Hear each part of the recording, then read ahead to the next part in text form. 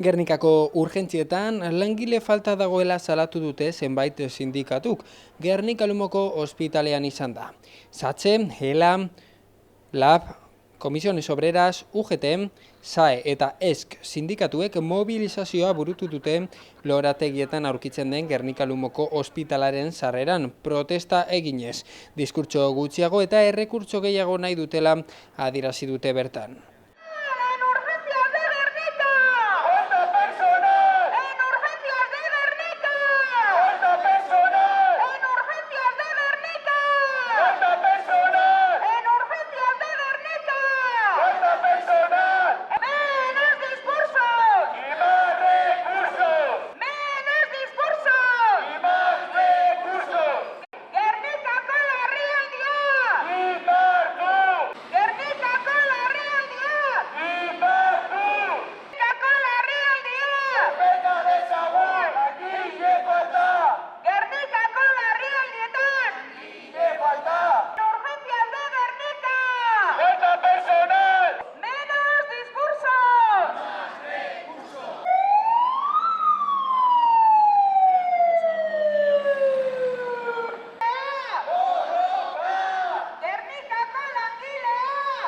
Ospitalaren ostean, azokara joan dira protestarekin jarraituz.